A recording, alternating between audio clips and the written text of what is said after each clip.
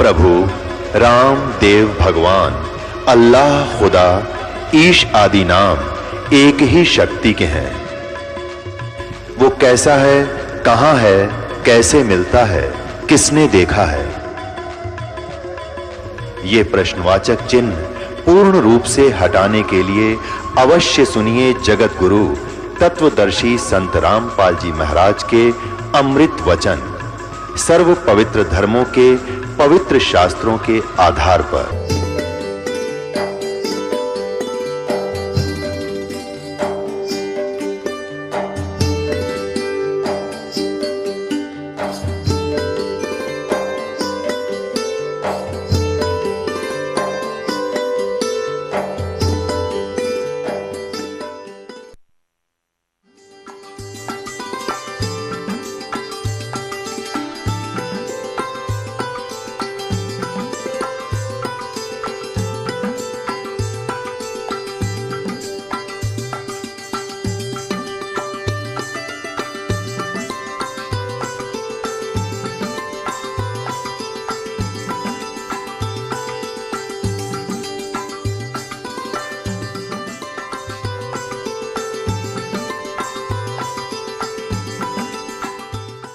परमात्मा कहते हैं कि तन दर सुखिया कोई न देखा, जो देखा सो दुखिया हो, और उदय अस्त की बात करे मन सबका किया विवेका हो। देखो निर्धन तो वैसे ही दुखी है, उसको तो सारे ही कष्ट उठाने पड़ते, भूख से भी परेशान, कपड़े वस्त्र मकान भी नहीं। तो परमात्मा कहते हैं तन धर सुखिया कोई न देखा, जो देखा सो दुखिया हो। और उदय अस्त की बात करें कि ऐसे ऐसे राजा हो गए जिनका सूर्य अस्त हो और सूर्य उदय हो, वहां तक उसका राज हो, यानी पूरी पृथ्वी का शासक भी मैंने देख लिया।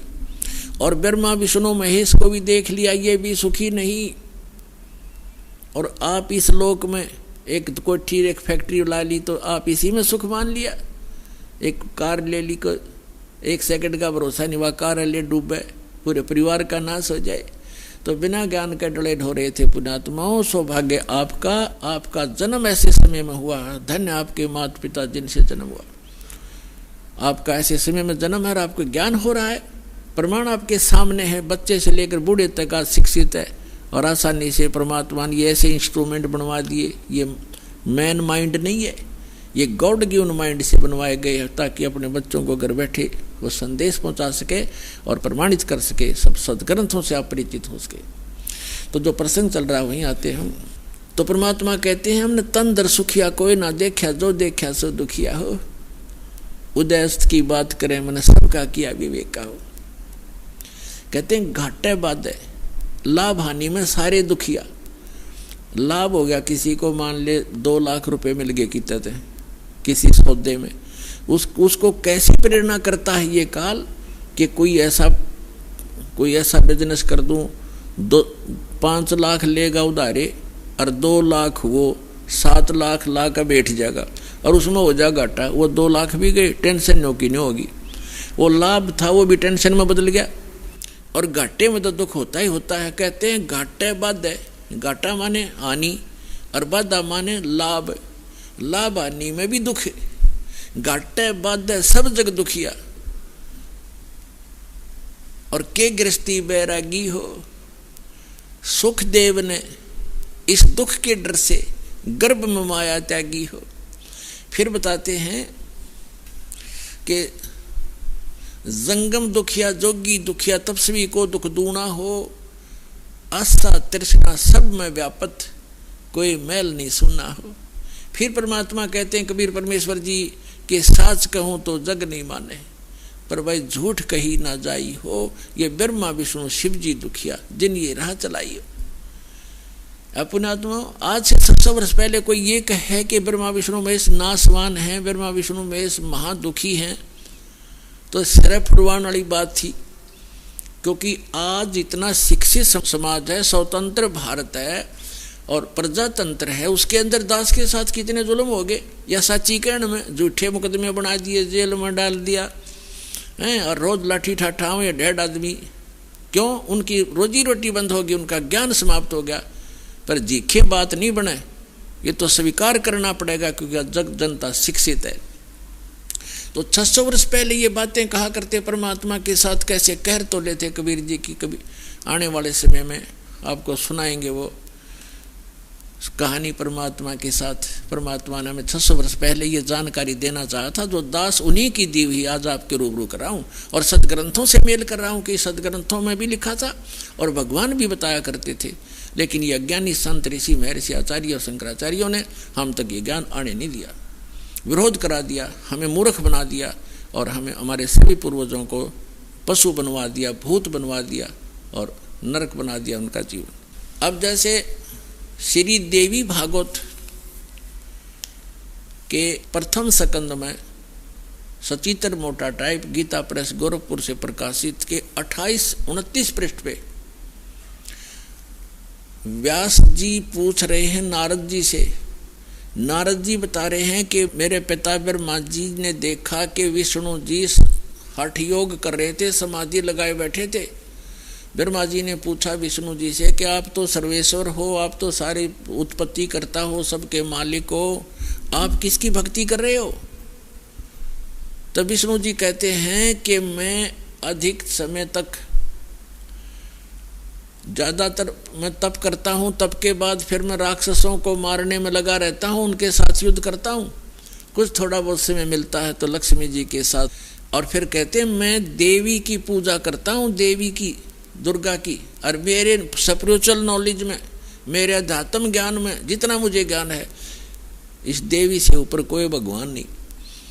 तो इससे ये सारा कंसेप्ट क्लियर हो गया। ना नारद जी ने ज्ञान, ना व्यास जी को ज्ञान, ना ब्रह्मा जी को ज्ञान, और ना विष्णु जी को ज्ञान। और विष्णु जी कितने सुखी, कहते पहले तप करता हूँ, बैटरी चार्ज करता है, सिद्धियाँ प्राप्त करके फिर राक्षसों से लड़ता है, वो सिद्धियाँ भी समाप्त हो जाती हैं, फिर तप करना पड़ता है, और थोड़ा बहुत समय मिलता है तो थोड़ी बहुत देर लक्ष्मी के पास बैठ बूठ लेता हूँ, नहीं तो फिर यही क्रिया में लगा रहता हूँ, तो खाक सुख है। और श्री कृष्ण उर्फ श्री रामचंद्र जी यहाँ आए थे पृथ्वी पर, उनका एक पल भी सुखी नहीं। बचपन से ही विवाह होते ही वनवास हुआ, सीता का अपहरण हुआ, रावण के साथ लट्ठम लट्ठा, आते ही सीता वापस ले आए, करोड़ों आदमी मरवा के, आते ही फिर घर से निकाल दी गर्भवती पत्नी, पति बच्चे कहीं, आप कहीं, वो जीव सुखी नहीं हो सकता चाहे कितनी बात बनावे। जिसका परिवार कहीं जंगल में पता नहीं वो मर रहा है या भूखा है या प्यासा है, और स्वयं से राजा के राष्ट्रपति बन जा। वो तो एक यहूदा के राजा थे, छोटे से टुकड़े के। उसके बाद श्री कृष्ण रूप में जन्मे। श्री कृष्ण का जीवन देख लो, कहाँ सुखी हुए। जेल में जन्म हुआ, मामा दुश्मन बन गया, कहीं कभी कहीं छुपाया उनको, कभी कहीं छुपाया, फिर कभी जरासिंह मारने आ रहा है, कभी कोई आ रहा है, कोई शिशुपाल दुखी कर रहा है। पर यहाँ से छोड़कर मथुरा को वहाँ एक द्वारका बनानी पड़ी, बहुत दूर जाके नालायक लोगों से टाइम पास किया, और लास्ट में पूरा परिवार कुल नाश हो गया उनका, पूरा यादव कुल उनकी आंखों के सामने कट के मर गए लड़के। तो परमात्मा कहते हैं तुम बालक हो, इनकम्प्लीट स्पिरिचुअल नॉलेज, यानी little knowledge is the dangerous thing. तो आपको नीम हकीम गुरु मिले और ये लिटल नॉलेज प्राप्त था, आप इसी में संतुष्ट थे, क्योंकि विद्यार्थी तो टीचर के ज्ञान पर विश्वास ही करता है, आपके टीचर गलत थे। तो परमात्मा कबीर जी कहा करते कि साच कहूँ तो जग नीमन। शंकर भगवान की देख लो आप कितने सुखी थे। पार्वती राजा दक्ष के हवन कुंड में जल कर मरगी, उसके अस्थि पिंजर को उठाकर भगवान शिव जी 10,000 वर्ष तक कंधे से लगाया फिरता रहा, रोता रहा, बुरा हाल रहा। एक बार भस्मागिरी नाम का एक राक्षस दुष्ट भगवान शिव की भक्ति कर रहा था, उसी का दुश्मन बन गया और भस्म कड़ा मांग लिया उनसे, प्रतिज्ञाबद्ध वचनबद्ध करके प्रतिज्ञा करवा के, और फिर उन्हीं का दुश्मन बन गया। भगवान भाग रहे हैं, राक्षस पीछे पीछे भाग रहा है। तो परमात्मा कहते हैं आप जी इतने रंग गए इस अज्ञान के रंग में कि ये बात सुनकर भी प्रसन्न नहीं हो, आपने ये सुननी पड़ेगी। जय कल्याण चाहते हो, ये सुननी पड़ेगी। तो क्या बताते हैं भगवान के साच कहूँ तो जग नीमन, और झूठ कही ना जाई हो, और ब्रह्मा विष्णु शिव जी दुखिया जिन ये राह चलाई हो। फिर बताते हैं कि सुरपति दुखिया भूपति दुखिया, रंग दुखी व प्रीति हो, कहे कबीर और सब दुखिया, एक संत सुखी मन जीती हो।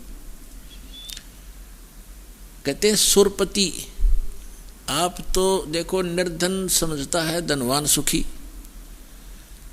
धनी व्यक्ति सुखी होगा। अब धनी सोचता है कि ये राजा लोग सुखी होंगे, राजनेता सुखी होंगे। अब राजा लोग कहते हैं कि स्वर्ग में सुख होगा, यहां तो हम कति दुखी। स्वर्ग के देवता ये समझते हैं कि इंद्र सुखी है, हम तो इसके अधीन है, पराधीन, सुख सपने ही नाई। अब इंद्र सपने में भी सुख नहीं इंद्र को। इंद्र की ऐसी दुर्गति आप पुराणों पढ़ कर देखो। एक दुर्वासा नाम के ऋषि थे, उसने इंद्र को एक माला भेंट कर दी।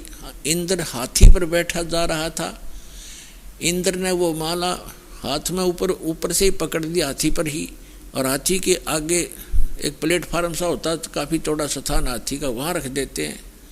हाथी ने वो सूंड से पकड़कर माला और नीचे पटक दी। इस बात से दुर्वासा ऋषि कुपित हो गए और श्राप दे दिया इंद्र को कि तेरा सब वैभव नष्ट हो जाएगा।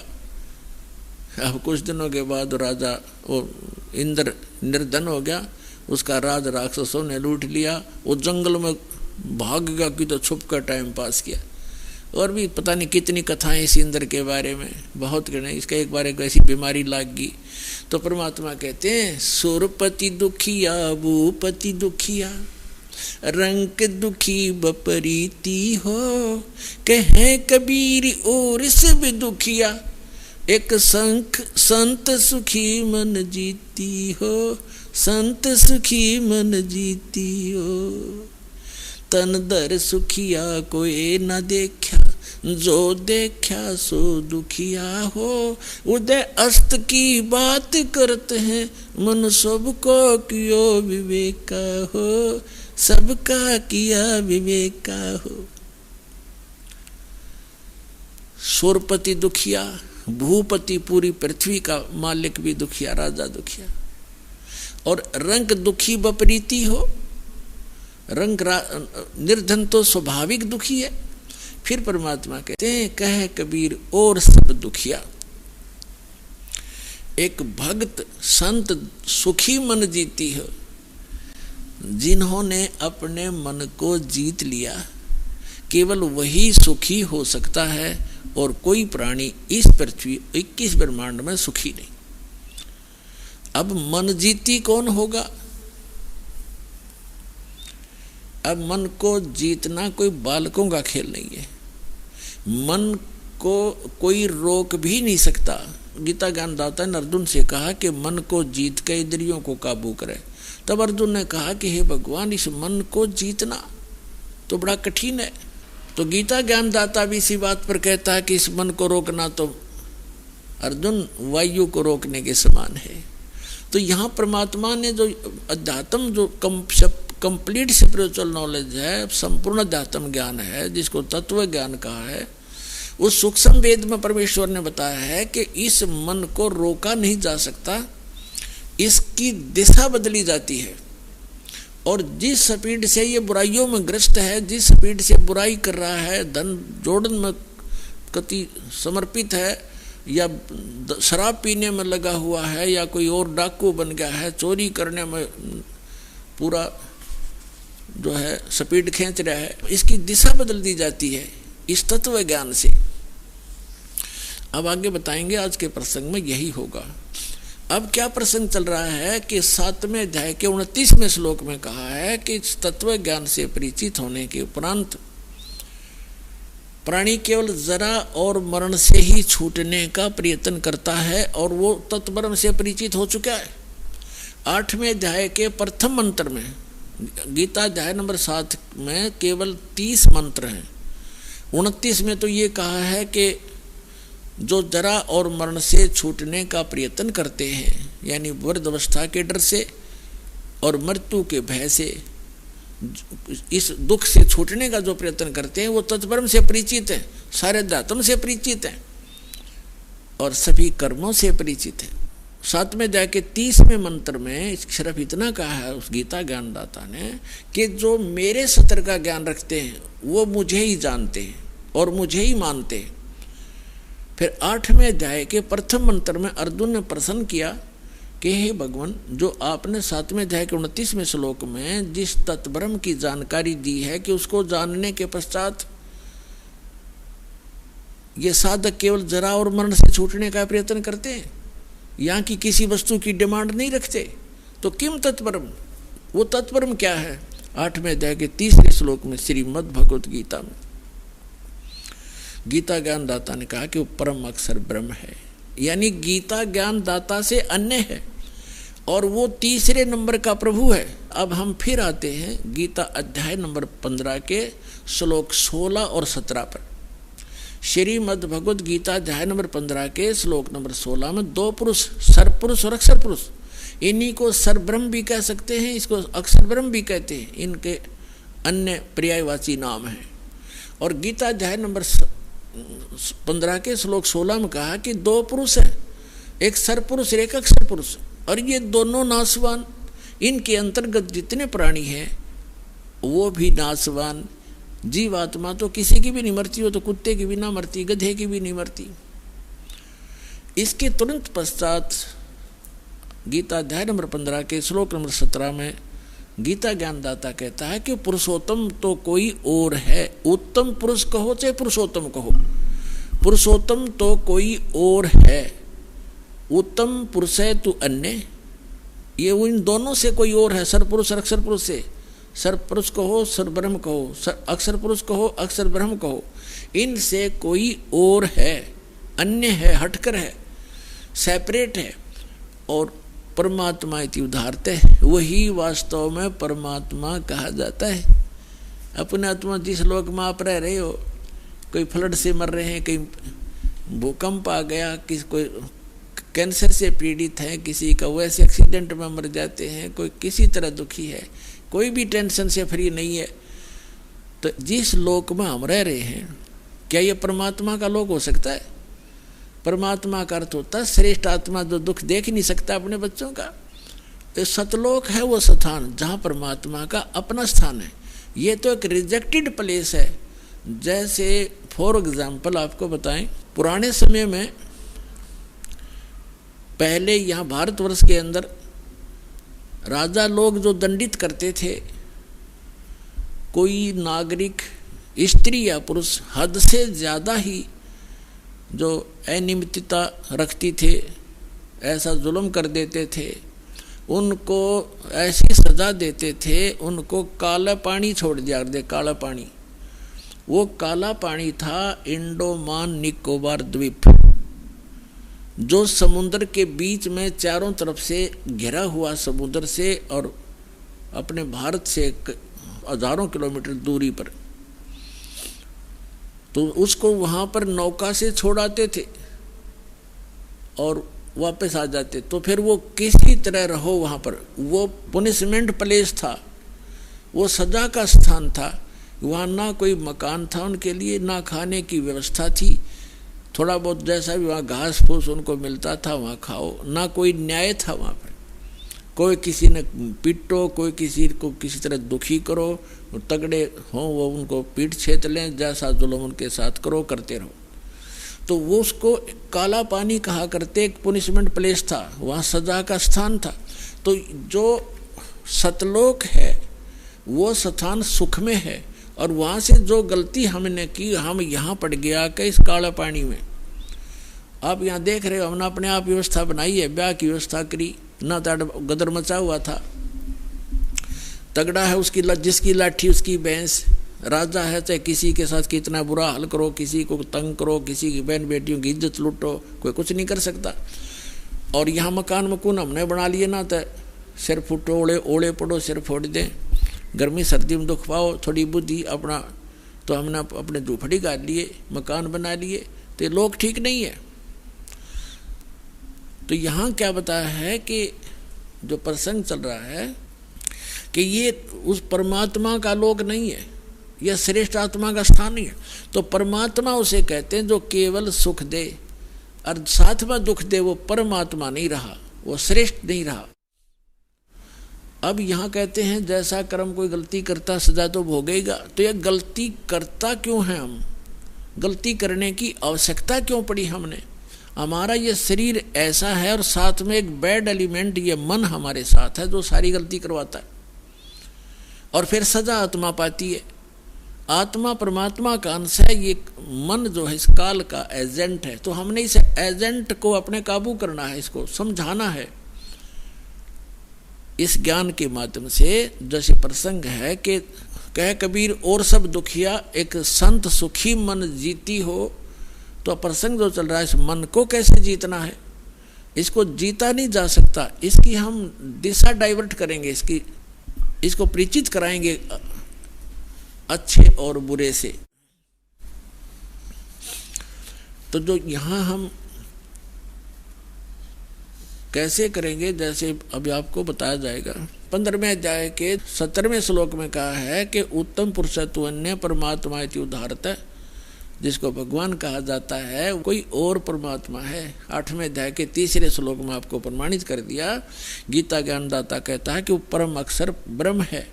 वो परम अक्षर ब्रह्म कहो, परम अक्षर पुरुष कहो, उसको हम सत्पुरुष कहते हैं। परम अक्षर कहते हैं अविनाशी। 15वें अध्याय के 17वें श्लोक में श्रीमद् भगवद गीता में कहा कि उत्तम पुरुषत्व अन्य परमात्मा इति उदाहरते, ये लोग तरम आविश्य विवर्ती अव्यय ईश्वर है। अव्यय माने अविनाशी भगवान। तो परम अक्षर ब्रह्म का अर्थ होता है वास्तव में अविनाशी। हम उसे सत्य पुरुष कहते हैं संत लैंग्वेज में।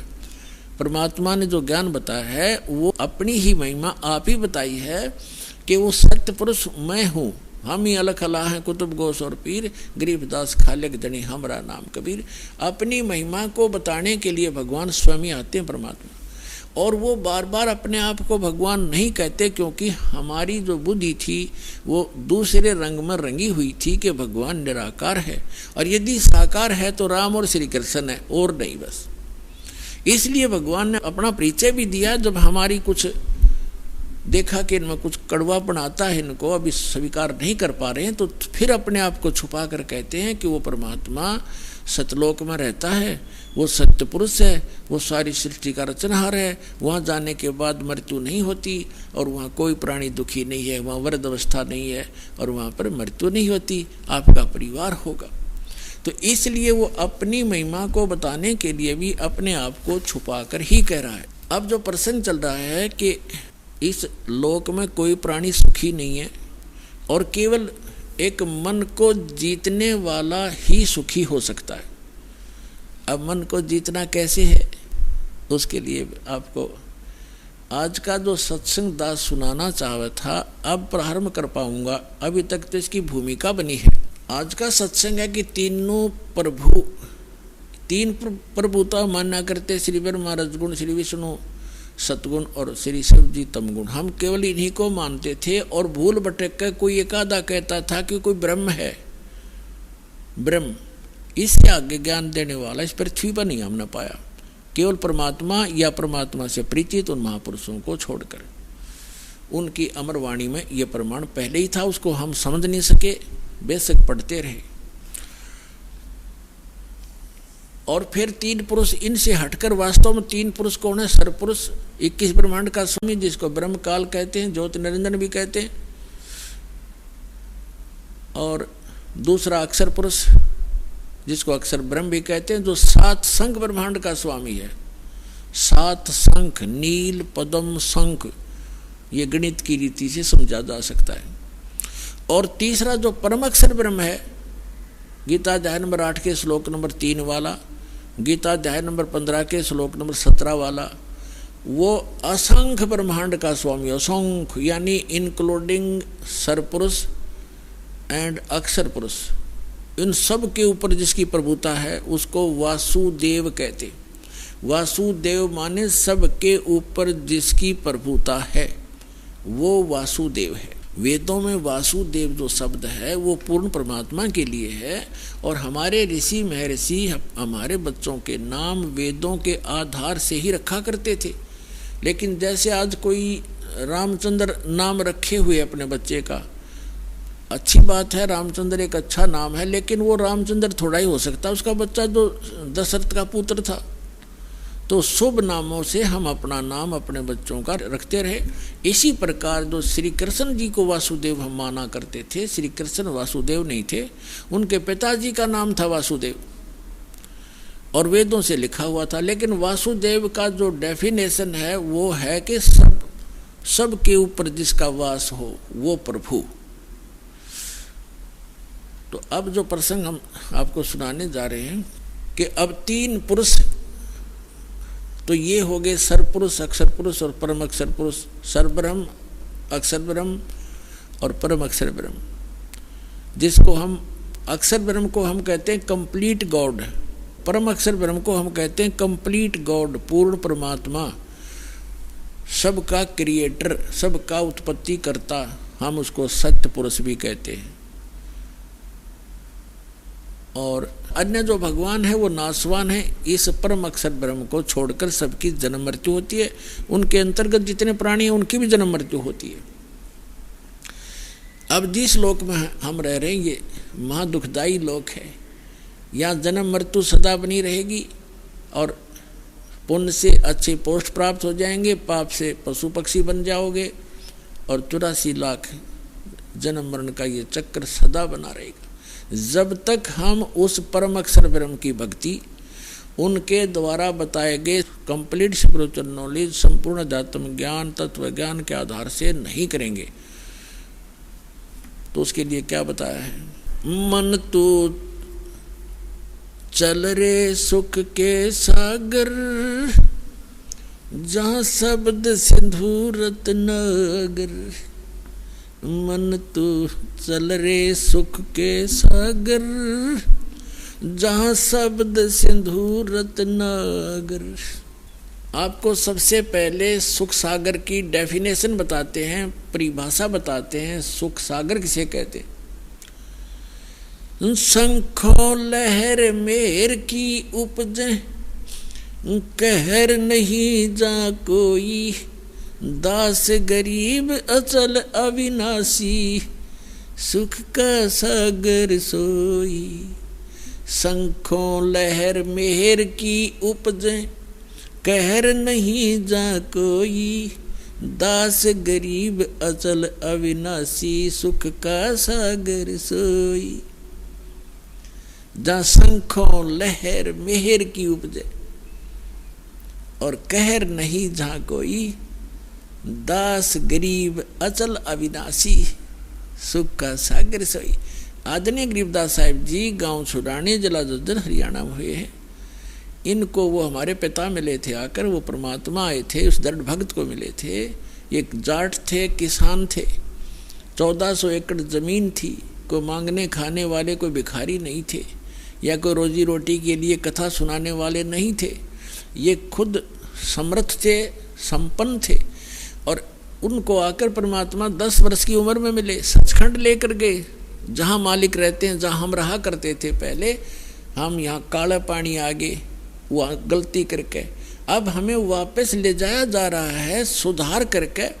आपकी अपनी वृत्ति सुधारो, यहाँ के लोक की इच्छा हटाओ और फिर वहाँ चलेंगे जहाँ हम सदा सुखी रहेंगे। यहाँ से तो जाना पड़ेगा, चाहे कोई खरबपति है और ये भी पता नहीं कब छूट जाए जीवन। यहाँ की वस्तु की आशा करे, है तेरा धिक्कार है। अज्ञान भरा हमारे अंदर, बगैर ज्ञान के हम यहीं फंसे बैठे रहे। अब परमात्मा यहाँ बताते हैं कि क्या मांगू कुछ थिर न रहाई, और देखत नैन चला जग जाई। 1 लख पूत 1.25 लाख नाती, उस रावण के आज दीवान बाती। फिर बताते हैं कि कहे कबीर अंत की बारी, जैसे हाथ झाड़ कर चला जुआरी।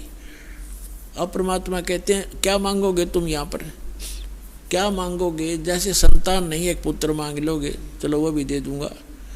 कोई निर्धन है, धन मांग लोगे। क्या एक कोठी एक कार मांग लोगे, वो तो कोई बात बड़ी नहीं। फिर इस तो बन गया क्या? क्या बताते हैं कि 1 लाख पुत्र थे रावण के। अब उस टाइम बड़ा भगवान कोई नहीं मानता, क्योंकि हाँ हमारी एक ऐसी भावना बनी हुई थी कि जिसका लड़का है, लड़की को तो हम संतान नहीं मानना थे, ऐसी दुर्बुद्धि होगी थी हमारी। जिनके पुत्र है तो वो संतानवान और भाग्यवान माना जाता था, और जिसका संतान नहीं कहते बस वो तो उसका शक्ल भी ना देखो सुबह सुबह, ऐसी धारणा पर रखी थी, लेकिन यह गलत थी। अब परमात्मा कहते हैं रावण के 1 लाख बेटे थे, अर्जा सत भक्ति ना करने से रावण की क्या दुर्गति हुई, अंत में कोई ज्योति जगाने वाला नहीं रहा, घर में दीप जगाने वाला नहीं रहा। और इतना धन जो रावण के पास था, तुम 7 जन्म नहीं इकट्ठा कर सकते, 1 लाख वर्ष की उम्र हो जाए तो नहीं इकट्ठा कर सकते। सर्व सोने की लंका थी वह रावण से रणधीरम, एक पलक में राज विराजी जम के पड़े जजीरम। फिर परमात्मा कहते हैं कि रति कंचन पाया नहीं रावण चलती बार, 1 ग्राम सोना भी रावण साथ नहीं ले जा सका, यहीं छोड़कर चला गया। तो यहाँ परमात्मा कहते हैं कि ऐसे इस लोक से आपकी इच्छा हटेगी और आपको सच्चाई का पता चलेगा, तब ये मन आपको जो अन्य स्थानों पर घसीट कर ले जा रहा था, बुराइयों में घसीट रहा था, कहीं माया जोड़ने में, कहीं चोरी करने में, कहीं पर रिश्वतखोरी करने में, और कहीं पर फिर कोठी बंगले फैक्ट्री लाने में, तो फिर ये घसीटना छोड़ देगा, इसको ज्ञान हो जाएगा, ये आत्मा प्रबल हो जाएगी, इसको धिक्कारण लग जाएगी, फिर ये इसके साथ हो जाएगा। फिर इसकी स्पीड बना दी जाएगी भक्ति में, दान में, फिर ये इतनी ही स्पीड से इस साइड में लगेगा और इसी स्पीड से फिर हम पार होंगे। जैसे घसीट कर हमें नरक में ले जाने की सब क्रियाएं स्पीड से करवा रहा था, फिर सतलोक ले जाने की क्रियाएं यही मन फिर उसी स्पीड से करवाएगा। ऐसे इसकी दिशा बदलेंगे। अब यहाँ प्रसंग चल रहा है कि सुख सागर की परिभाषा बताएंगे पहले, फिर वहां चलेंगे जहां पर क्या व्यवस्था वो बताएंगे कि शंखों लहर मेहर की उपजे और कहर नहीं जहां कोई दास गरीब अचल अविनाशी, सुख का सागर सोई। तो ये प्रसंग जो चल रहा था कि गरीबदास साहिब जी को परमात्मा मिले थे गांव छुड़ानी जिला झज्जर हरियाणा के खेतों में, जहां वो अपने ही खेतों में अपने ही फील्ड में गरीबदास साहिब जी गौवें चरा रहे थे, गौ पाली गए हुए थे, और भी गांव के काफ़ी बड़े बड़े भी छोटे भी, यानी सबसे छोटी उम्र के गरीबदास जी ही थे, उनसे बड़े कोई 20 वर्ष का, कोई 25, कोई 40, कोई 50 वर्ष के भी व्यक्ति गौओं के साथ चराने के लिए फील्ड में ले गए थे। तो वहाँ से परमात्मा आए थे जिंदा महात्मा का रूप बना के सतलोक से, जैसा कि उनका विधान दास ने बताया, वेदों में प्रमाणित है कि वो परमात्मा ऐसी ही लीला किया करते हैं।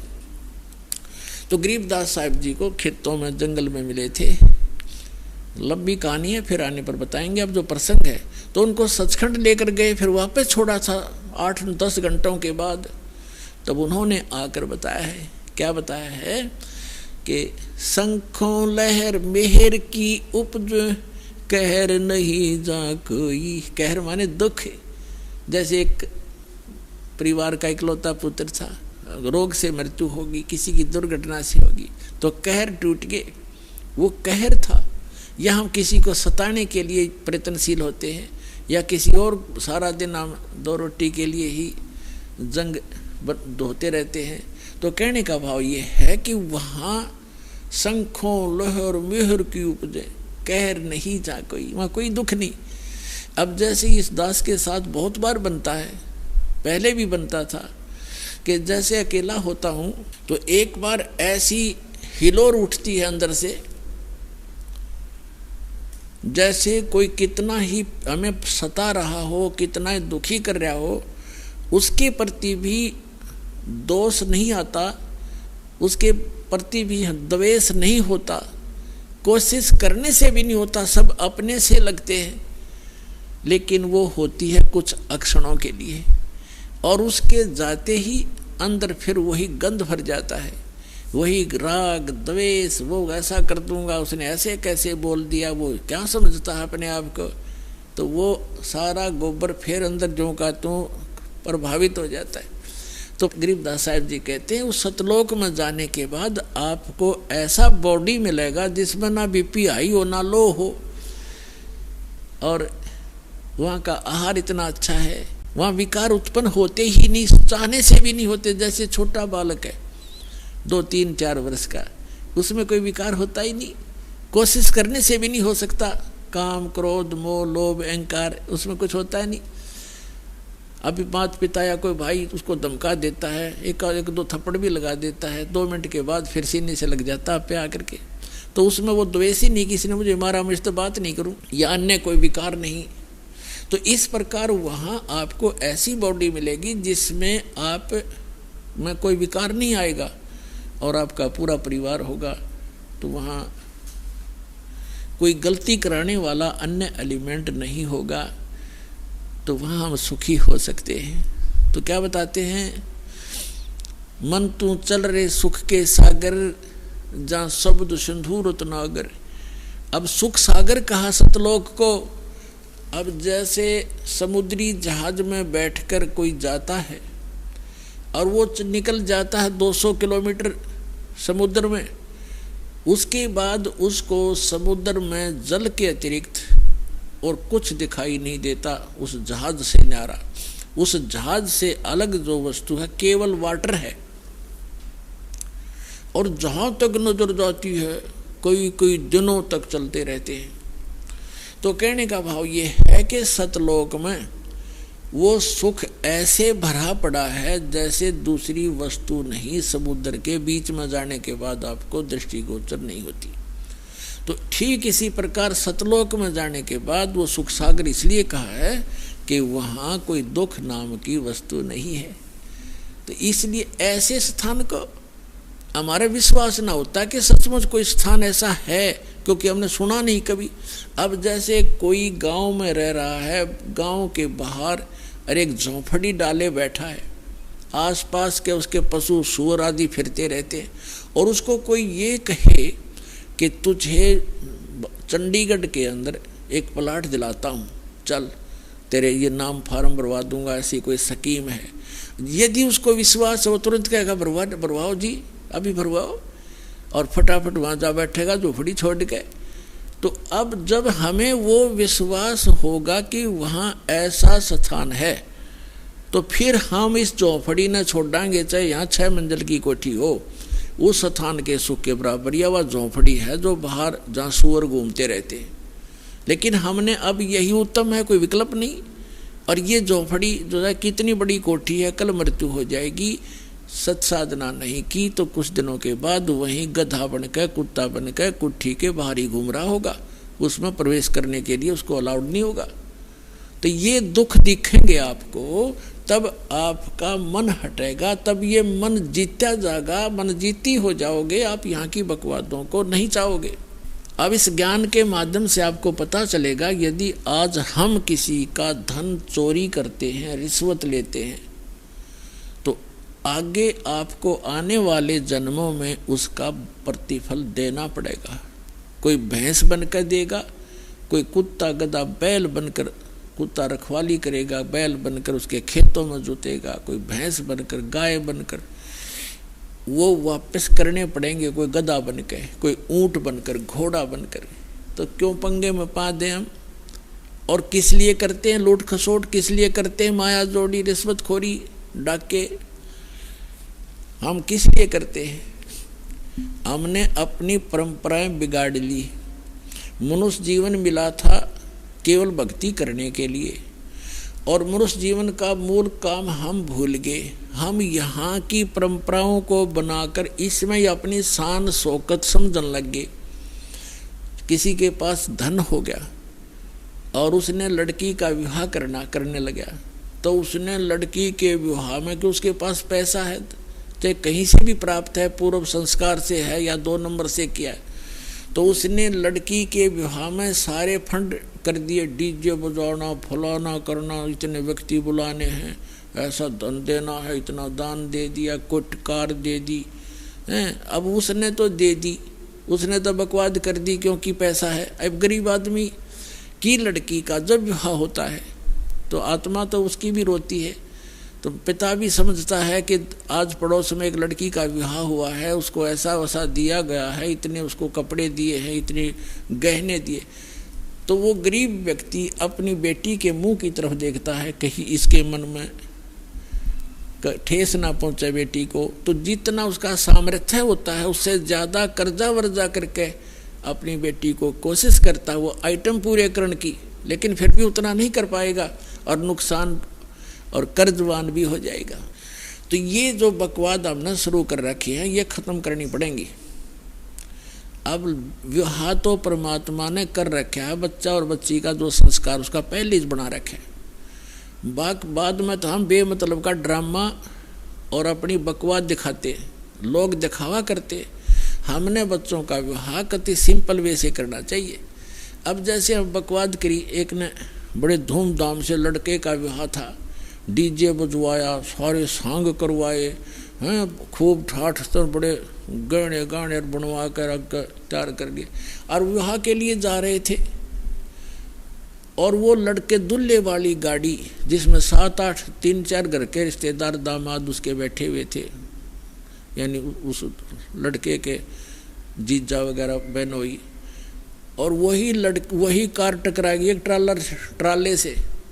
वो दुल्हा भी मर गया और वो बहनों के बटे हुए मर गए 1-2 साथ में ही। वह कुंबा गानी होगी।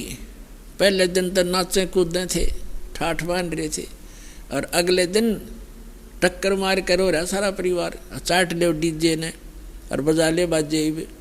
तो यहाँ संतों ने बताया है, जैसे आदरणीय नानक साहिब जी को परमात्मा सचखंड लेकर गए थे, बेई नदी से उनको वापस छोड़ा था, उसी दिन से उनकी वृत्ति संसार से हट गई थी, क्योंकि सुख में सथल उन्होंने आंखों देख लिया था और यहाँ के दुख से परिचित वो पहले ही से ही थे। तो क्या उन्होंने कहा, वो मायूस से रहा करते थे। तो कोई व्यक्ति जो जाते थे, कोई नए जाते थे, वो पूछा करते थे कि महात्मा जी आप तो बड़े मायूस से रहते हो, साधु संत फकीर तो निश्चिंत होते हैं, आप तो हमेशा ऐसे लगते हो जैसे चिंताग्रस्त हो, आप खुश क्यों नहीं रहते। तब नानक साहब जी ने कहा था कि ना जाने काल की कर डारे और किस विध ढल जा पासावे, और जिनाते सरते मौत खुड़क दी उन्हानू केड़ा हासावे। कि यहाँ ना पता कब के बिजली गिर जा, तो इस गंदे लोक में किस पर खुशी मनाऊं मैं। अपने आत्माओं देखो, यहाँ प्रसंग जो चल रहा है कि सुरपति दुखिया भूपति दुखिया, रंग दुखी बपरीती हो, कह कबीर और सब दुखिया, एक संत सुखी मन जीती हो। तो दूसरा पहलू बताते हैं, जैसे नानक साहिब जी से किसी ने कहा कि आप क्या कभी सब समय में ऐसा ही रहते हो, क्या आप कभी खुश नहीं होते। कहते खुश होता हूँ, मुझे जो ज्ञान प्राप्त हुआ है, मुझे जो भगवान प्राप्त हुआ है और जो विधि मुझे मिली है, और मैं सत्संग सुनाता हूँ, जो सत्संग सुनने के लिए साधु संत यानी भक्त आते हैं, ये जब आते हैं तो मैं खुश होता हूँ, और जब ये चले जाते हैं यहाँ से मेरे पास से तो मैं दुखी होता हूँ। किस लिए खुशी होता हूँ और किस लिए दुखी होता हूँ। सुखी तो इसलिए होता हूँ कि इन्होंने इन पुण्यात्माओं को परमात्मा के उस अनमोल खजाने का ज्ञान हुआ और उनकी रुचि बन गई, अभी इनका कल्याण हो जाएगा। और जब ये यहाँ से जाते हैं संसार में, तो चिंता मुझे ये बन जाती है कि वहाँ असंख्य व्यक्ति हैं और हजारों की संख्या में गुमराह करने वाले संत भक्त हैं, और कहीं ऐसा ना हो ये बच्चे उन भ्रमित ज्ञान से परिचित संत भक्त से संपर्क में आकर रास्ता ना छोड़ जाए। और जब ये सारे के सारे वापस आ जाते हैं तो मुझे मेरी खुशी का ठिकाना नहीं रहता कि मेरी फसल में कीड़ा लगा नहीं। तो क्या बताते हैं कि साध मिले सड़ सादी होंदी और विछड़ जा दिलगिरी वे, अख दे नानक सुनो जहाना, ये मुश्किल हाल फकीरी वे। इसलिए ये भक्ति बड़ी कठिन बन गई है, बड़ी मुश्किल हो गई है फकीरी यानी भक्ति, क्योंकि इस ज्ञान के जानने वाले लोग नहीं हैं और मैं अकेला बताने वाला हूँ, हजारों की संख्या में मिसगाइड करने वाले हैं। तो ये मुश्किल हाल फकीरी बन गई कि साध मिले सड़ सादी होंदी, ये वापस आते हैं जब मैं खुशी से फूला नहीं समाता हूँ, और जब ये चले जाते हैं तो दिलगिरी वे यानी दुखी होता हूँ कहीं इनको कोई मिसगाइड ना कर दे, मुश्किल से सर चढ़ाए। तो यहाँ परमात्मा कहते हैं कि तुम नाचते गाते हो, बकवाद करते हो और 1 मिनट में बिजली गिर जाती है, खा कहिए नाचना गाना। तो ऐसा रहो जैसे नानक साहिब जी बताना चाहते हैं कि ना जाने काल की कर डारे और किस भी ढल जा पासावे, और जिनाते सरते मौत खुड़क दी कि उन्हानू केड़ा हंसावे। और फिर दूसरी बात ये है, जैसे विद्यार्थी ये एक विद्या केंद्र है पूरी पृथ्वी। और जिनको मानव शरीर प्राप्त है, ये ड्रेस अलग है अन्य प्राणियों से, आपकी कुत्ते से, गधे से, सूअर से, तो ये ड्रेस अलग है, तो इसका काम भी कोई और ही है। यदि वो पशु पक्षियों जैसे ही कर्म हम इस ड्रेस में करते हैं, ये पोशाक है, एक चोला है शरीर हमारा, तो फिर हम समझदार नहीं हैं। हमें पता ही नहीं है कि हम किस उद्देश्य को लेकर ये ड्रेस पहने हुए हैं। और जो आप विद्यार्थी हैं, मनुष्य शरीर प्राप्त प्राणी पूरी पृथ्वी पर, ये सभी विद्यार्थी हैं और इनको परमात्मा पाने वाली, आत्म कल्याण करवाने वाले इस विद्यालय में प्रवेश प्राप्त हो चुका है। आपके इतने अच्छे नंबर हैं, इतने अच्छे अंक हैं आपके। और जो बच्चा जिस भी ट्रेनिंग में प्रवेश किए हुए है और उस ट्रेनिंग को करता नहीं, विद्यालय के समय को विद्यार्थी जीवन में वो सिनेमा देखता है, शराब पीता है, बढ़िया भोजन खाता है और जो काम है उसको भूल गया, वो कर नहीं रहा है, तो वो बच्चा बाद में पछताता है। जैसे एक समय ये दास हरियाणा सरकार के अंदर जूनियर इंजीनियर सिविल के अंदर कार्यरत था। तो जहाँ हमारा कंस्ट्रक्शन वर्क चल रहा था, वहाँ पर रोड का भी कंस्ट्रक्शन वर्क चल रहा था, रोड का, सड़क का। तो उस सड़क के ऊपर एक व्यक्ति का काम कर रहा था, उसके बच्चे वही मिट्टी में, जैसे मजदूरों के बच्चे वहीं रहते हैं साथ में।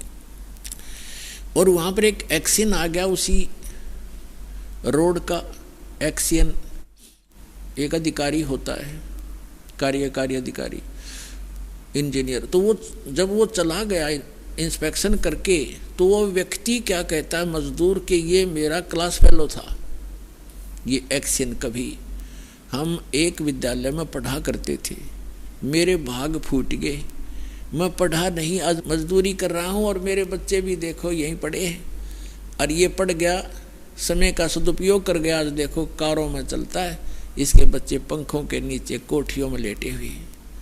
अब वो रो रहा था इस बात को याद करके। तो यहाँ परमात्मा आपको याद दिलाना चाहते हैं कि उस समय आप रोओगे, पछताओगे, जब ये समय हाथ से छूट जाएगा मनुष्य जीवन का, तो इसी तरह पछताओगे। ये विद्यालय का समय है आपका, ये मनुष्य जीवन जब तक है, आप विद्यार्थी हैं और इसमें ये कार्य नहीं किया भक्ति वाला, तो बाद में पशु पक्षी बनकर रोया करोगे। गरीबदास जी कहते हैं, ये संसार समझदा नहीं, कहंदा श्याम दोपहरे नू, गरीबदास ये वक्त जाते रोगे इस पैरे नू। ये मनुष्य जीवन एक बार हाथ से छूट गया, इस पैरा माने समय को रोया करोगे। फिर जैसे कुत्ता रात्रि में ऊपर को मुंह करके रोता है, उसकी आत्मा में कभी ना कभी वो बात याद आती है, मैं कितना गलती किए हुए हूँ, आज मैं कहाँ पड़ा हूँ, लेकिन हो कुछ सेकंड के बाद फिर वो भूल पड़ जाती है। तो ये प्रसंग जो बताया जा रहा है आपको, कहते हैं कहे कबीर और सब दुखिया, एक संत सुखी मन जीतियो। अब आपने ये उद्देश्य बनाना पड़ेगा कि हम विद्यार्थी हैं, मनुष्य जीवन प्राप्त प्राणी, चाहे स्त्री का है चाहे पुरुष का, ये मानव शरीर कहा जाता है। तो ये जितने भी मानव शरीर प्राप्त प्राणी हैं, ये विद्यार्थी हैं, इनका उद्देश्य परमात्मा पाना, आत्म कल्याण करवाना है। वो दूसरी बात है कि किसने कौन सी ट्रेनिंग कर रहा है। जैसे कोई विष्णु की साधना कर रहे हैं तो वो ट्रेनिंग उसकी न्यारी है, स्वर्ग तक की पहुंच है, वहां से फिर वापस जन्म मृत्यु सदा बनी रहेगी। ऐसे कोई विष्णु शंकर जी की पूजा करता है तो वो भी वो ट्रेनिंग अलग है, उसका लाभ अलग है, भिन्न है। कोई ब्रह्म तक की साधना करता है, वो ब्रह्म की ट्रेनिंग कर रहा है, वहां जाने की, ब्रह्म लोक में चला जाएगा, पुण्य समाप्त करके फिर वापस आएगा। गीता अध्याय नंबर 8 के श्लोक नंबर 16 में प्रमाण है कि ब्रह्म लोक पर्यंत भी सभी प्राणी पुनरावृत्ति में, वहां गए हुए भी जन्म मृत्यु में ही रहेंगे। तो इसी प्रकार जो अक्षर पुरुष की तो यहाँ साधना कोई करता ही नहीं, क्योंकि उसके लोक में जाना नहीं होता। हमने फिर उसके बाद तो पार ब्रह्म, सबसे परला परमात्मा, जिसको परम अक्षर ब्रह्म कहा है, संतों ने उसको पार ब्रह्म कहा। पार ब्रह्म, एक ब्रह्म, एक पर ब्रह्म, और तीसरा पार ब्रह्म, पार माने सबसे पार का, सबसे ऊपर वाला, सबसे परली पार का।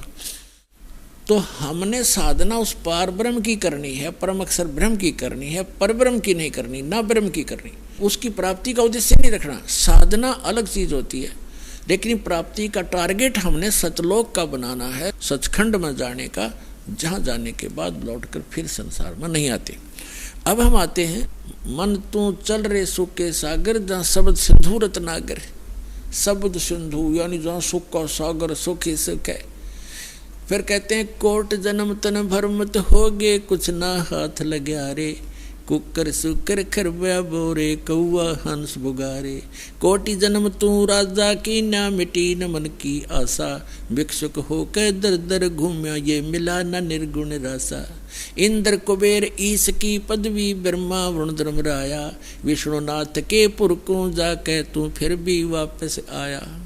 असंग जन्म तन मरत्या होगे, जीवित क्यों न मरे रे, द्वादश दर महल मठ बोरे, बहुर न दे धरे रे। फिर बताते हैं दोजक भिष्ट सभी तैं देखे, राजपाट के रसिया, दोजक भिष्ट सभी तैं देखे, राजपाट के रसिया, तीन लोक से तिरपत नाही, ये मन भोगी खसिया। सतगुरु मिले तो इच्छा मेटे, पद मिल पदे समाना, चल हंसा उस लोक पठाऊं, जो आदि अमर अस्थाना। चार मुक्ति जहाँ चंपी करती, माया होरी दासी, दास गरीब अभय पद पर से, वो मिले राम अविनाशी। गरीबदास साहिब जी ने परमात्मा को देखा, परमात्मा से प्राप्त स्पिरिचुअल, कंप्लीट स्पिरिचुअल नॉलेज, वो संपूर्ण अध्यात्म ज्ञान के आधार से क्या बताया है कि कोट जन्म तन भरमत हो गए, करोड़ जन्म हो गए, जन्म और मृत्यु प्राप्त करते ने, लेकिन तेरी चलो चलो नहीं मिटी, स्थाई स्थान नहीं मिला, जहाँ जाने के बाद साधक फिर लौटकर कभी संसार में नहीं आते, वो स्थान नहीं मिला। कोटि जन्म तो भरमत हो गए, कुछ ना हाथ लग्या रे, और कुकर कुत्ता सुकर सुअर खरगदा, कुकर सुकर खरबा बोरे, कौवा हंस बगारे। और कोटि जन्म तू राजा की न मिटी न मन की आशा, और भिक्षुकों के दर दर घूम्या, ये मिला ना निर्गुण रासा। अब ये मार्ग ना मिलने से आप करोड़ जन्म राजा भी रह लिए, और ऐसे भी साधक रहे हो कि घर त्याग कर जंगल में वन में जा बैठे, भूख लगी जंगल नगरी में आए, थोड़ा बहुत आहार मांग ले गए, रोटी, उसी रोटी को सुखा दिया, जंगल में रख लेते थे, ऐसे सूख जाती थी, उनको अगले दिन भेकर खाते थे, दो दो तीन तीन दिन उनको भेकर खा कर अपना टाइम पास करते थे, थोड़ा सा आहार करते रहते थे। लेकिन साधना सतना होने से उनके आधार से क्या बना, इंद्र कुबेर ईश की पदवी, ब्रह्मा वरुण धर्मराया, विष्णुनाथ के पुरकों जाके फिर भी वापस आया। उन साधनाओं से इंद्र की पदवी भी प्राप्त कर ली, स्वर्ग के राजा भी बन गए, कुबेर भी धन के देवता, वित्त मंत्री भी बन गए, और ईश ब्रह्मा विष्णु महेश तक की पदवी भी तुमने प्राप्त कर ली, क्योंकि ब्रह्मा विष्णु महेश की भी जन्म मृत्यु होती है, अभी आपको प्रमाणित कर दिया। इंद्र कुबेर ईश की पदवी, ब्रह्मा वरुण धर्मराया, और विष्णुनाथ के पुर को जाके फिर भी वापस है। असंग जन्म तो मरत्या हो गए, जीवित क्यों ना मरे। अब यहाँ बताया कि मिला ना निर्गुण रासा, तुझे ये सत साधना ना मिली, ये मार्ग नहीं मिला सही भक्ति का। क्या बताते हैं, सुखदेव ने 84 भुगती बना पजावे खरवो, तेरी क्या बुनियाद पुरानी, तू पंडा पंथ पकड़वो। सुखदेव जैसे ऋषि ने भी ये मार्ग ना मिलने से गधे की योनि पाई, और पजावे के ऊपर उसने ईंटें ढोई। कहते सुखदेव ने 84 भुगती बना पजावे खरवो, तेरी क्या बुनियाद पुरानी, तू पेंडा पंथ पकड़वो।